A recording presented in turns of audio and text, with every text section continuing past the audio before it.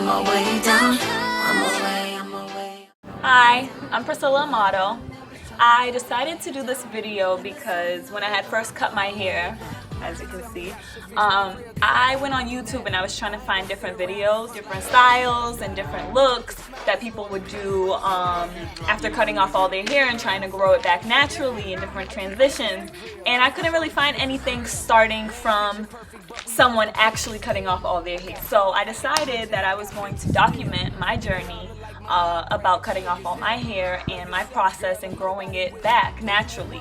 So the next girl who cuts off all her hair and goes looking for those aspects can watch my video. So I'm starting off from the very beginning, before I even cut my hair, what was running through my head. So here it is. Initially, when I decided to cut my hair, or I guess from the beginning, from when I wanted to cut my hair, because it was a while before I actually ended up cutting it, probably like a year or almost two, because when I first moved to New York, I was in New York for 2 years. When I first moved to New York, I did kind of want to cut my hair. So one of the reasons was I felt like my hair had way too much power over me, or like control over me. Like, it just meant way too much for me to have my hair done. Like, if my hair wasn't done, it would just ruin my whole mood. And just me as a person, anyone who knows me, and my boyfriend always points this out, I am really animated in my emotions. So if I feel any kind of emotion, it literally is embodied throughout anything I do, like my body, everything. So if I'm upset about something or I don't like something, it's really hard for me to fully enjoy anything else.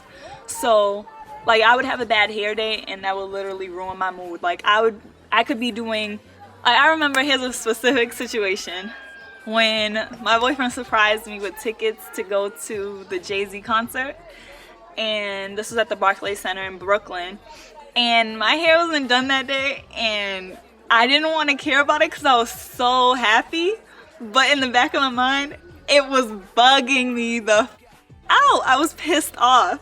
So I was just like, damn, if my hair was done, we would have been here. I would have been more comfortable taking pictures. Like, seriously, this is the that was running through my mind. So that's just how much emphasis my hair had on me.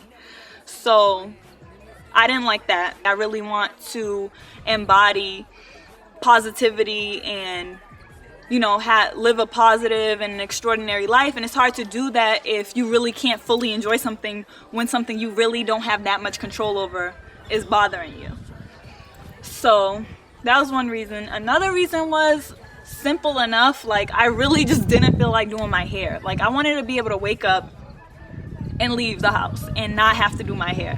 Like, I didn't want to have to wash it. I didn't want to have to flat iron it. I just didn't want to do anything to my hair. I was tired of doing my hair. Like, I literally, out of sheer laziness, I guess you could say, like, I just didn't want to have to do my hair. And, you know, guys don't have to do their hair. They can literally just wake up, brush their hair, and keep it moving. So, and I didn't have hair. So my hair was short already. So it's not like I could just throw my hair in a ponytail and that be it. You know, my hair's been relaxed for as long as I can remember. So even with a short haircut, like, I would always have to, if I wash my hair, I have to mold it, dry it, flat iron it to style it. You know, it was just a lot. And then final reason for why I cut my hair, which was another big thing, I was at a point that I kind of stopped caring about what I was wearing, and I wasn't really taking care of my skin. I didn't really like put on makeup in the morning. I was literally like, I got to a phase that I'm gonna call it a phase because I don't ever want to go back there again, where I was kind of just like waking up, rolling out of bed, going to work. And I didn't like that. So I felt like if I cut off all my hair, I would literally be forcing myself to take care of all those things. I would have to, you know, wear my little clip-ons because my ears aren't pierced. I would have to do my makeup. I would have to dress really nice. Like, I've always been really big on that. So I felt like if I cut my hair, it would force me to get back to that because I felt like that was something I lost. So it would force me to really start taking care of my skin, taking care of other things, because if you don't have any hair, you have to make sure everything else is on point. Well, in a sense, no. because now that I've had my hair cut for a while, all of those reasons why I cut my hair, I realized were kind of skewed. Like, the first reason I gave was I felt like my hair was controlling me. And after cutting my hair, I realized that it wasn't necessarily my hair that was controlling me. It was something bigger than that I needed to take care of. So although it started off as a small thing for me to work on, I ended up seeing how major it was. It was actually a mindset, a mentality that I had that was, I guess, controlling my happiness. And that was just allowing my hair to be such a factor, and allowing little things to affect my happiness and affect the rest of my life. And that's something that I definitely am glad that came to my attention now that I've cut my hair, because a lot of times we blame certain things for qualities we have, and if you literally remove those factors, you'll end up seeing that a lot of things that you think are affecting you and making you a certain way, or making you do certain things that you don't like about yourself, if you remove all those factors, I guarantee that no matter what it is, it doesn't have to be your hair, but I guarantee that you'll end up seeing that at the end of the road, it's you. You're the one who has to change something about yourself. And that's one thing that, wasn't validated by cutting my hair. Everything didn't become easier. Like, I wasn't completely happy, and cutting my hair didn't really validate that point. And then the fact that I wanted to cut my hair so I didn't have to do it anymore, that was just, I don't have to do my hair anymore, but it's not as easy as I thought. The first time I washed my head after I cut my hair, that felt amazing. But then I thought about certain things, like, okay, I didn't want to just cut my hair and then not take care of it. Like, when I do grow my hair back, I don't want my hair to be in bad condition, because I've been treating my hair with chemicals for years. I've been relaxing my hair. So I wanted to make sure I was taking care of it. So in a sense, like, I don't just literally wash my hair, get up and go. Like, I still want to brush it. I still want it to have a clean look, and I still want it to look crisp. I still have my boyfriend do my lineup. I'm not just completely not doing anything. But yeah, for the most part, that reason for cutting my hair was validated, because no, I don't have to do my hair.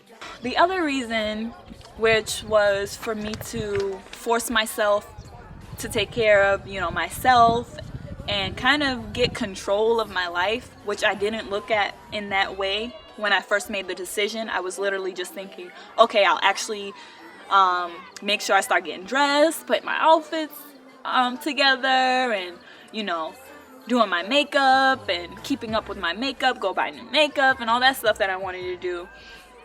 After I cut my hair, that wasn't really validated, because I ended up realizing that those things weren't really important.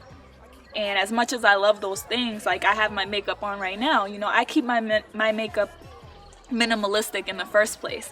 So it's not like I do these crazy eyeshadow palettes and I have blue and pink. Like, I don't do anything crazy, but at the same time, I realize that it's not that important. So that reason for cutting my hair is kind of out the window. Well, I don't know. I haven't really thought about that too much. I just know I have the feeling, like, I don't really know if it's because I'm here. I'm in Cape Verde. It's a third world country. I'm miles away from what we would call modern day civilization. So I don't know if that's it, why I feel like it's not important.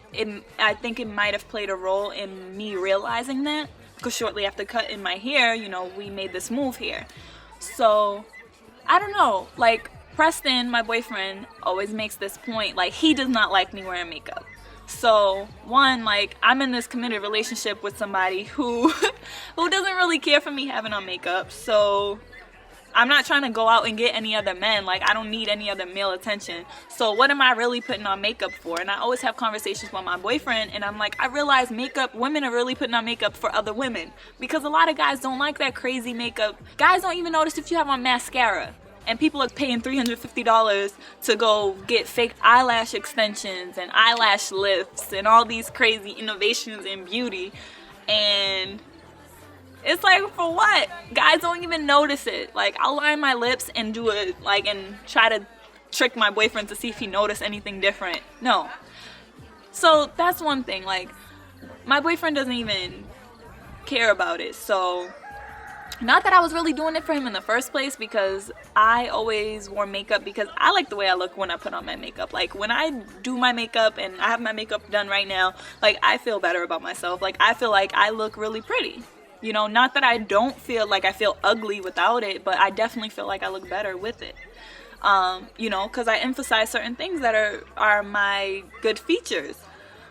But I don't know. My boyfriend also points out that, you know, when I have on makeup, it's not that I don't look beautiful, but he feels like when I'm dolled up, I can't really be that comfortable, which is true. Being dolled up and having your makeup done and being all dressed up, having on heels, like, you can't just run down a field and play tag or do some stupid spontaneous. And that's me. Like, that's the kind of stuff I do. So I can't fully be myself when I have on makeup. So if we're just chilling in the house and I have on makeup, like, we're kind of limited to what we can do. So that made it seem a lot less important to me.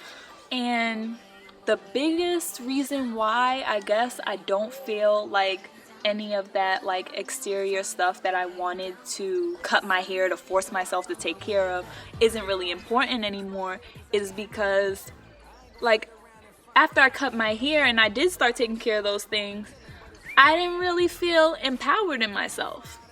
Like, it didn't really make me feel better about myself at all. You know, like, yeah, I did feel like I kind of forced myself to handle some things, like not waking up 20 minutes before having to go to work, you know? But I didn't really feel more confident in myself after I cut my hair. You know, it made me realize a deeper rooted issue I had, and that was I want to be more comfortable with myself. You know, I thought I cut off all my hair, so I'm gonna have to be comfortable with my face. But how comfortable am I with my face if I feel like I can't leave the house without putting makeup on because I'm gonna look like a boy, or I have to look girly because I want to look feminine because I don't have any hair? Then it starts setting up a whole nother set of boundaries that you're setting yourself in. And that's one thing that really made me feel like, all right, that stuff really isn't important, because if I'm really cutting my hair to feel comfortable with myself, how comfortable am I with myself if I'm forcing myself to spend an hour getting ready in the morning? You know, like, there's a difference between taking care of yourself and being consumed with taking care of yourself. And I feel like that's a line a lot of us cross. What advice would I give to someone considering cutting their hair? Well, I definitely wouldn't give any advice. I don't really like giving advice. I mean, I talk and, you know, take what you will. But I remember this quote. I never found out who even said the quote, but it was, advice is a form of nostalgia. It's like fishing up your mistakes, dusting it off, and selling it for more than what it's worth. And I thought that was a dope quote, because it's true. You give someone advice based off of analysis on what you did, and most of the times people are revealing regret. And that really is the case. If you're giving someone advice, you're kind of going back on what you did and trying to give someone a way to relive it, or the best way for them to do it based off of what you feel like you did wrong. And I feel like everything happens for a reason, and everyone has their own experiences. Everyone's different. So I would never want to tell someone to do things in any particular way. So what I will say is, if you're considering cutting your hair, or if you've already cut your hair, just do for you. Don't make a decision to do something for the style of it, because, and even honestly, even if you try to just do it for someone else, cutting your hair is such a major thing that a lot of people don't realize. even if you're doing it for the most superficial reasons, you're gonna get more out of it. I hope this video was helpful to anyone who's considering cutting off their hair, anyone who already cut their hair, or anyone who's just interested in my journey. Hold on, I think Hershey wants to get... Hershey is like dead under here. Can we get a shot of Hershey? Yeah. I'm serious. Zoom in.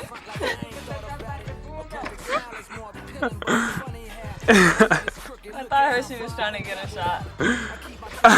This is my pup, Hersh. Come here, Hersh. Say hello. This is Hershey. Say hi. So stay tuned for my upcoming videos, and please comment below. Share with me any questions you might have about my journey or any videos that you might want me to do in the future. That you can't face what's wrong. No need to fix what God already put his paintbrush on. Your roommate yelling, why you gotta take so long? What it's like to have a crooked smile.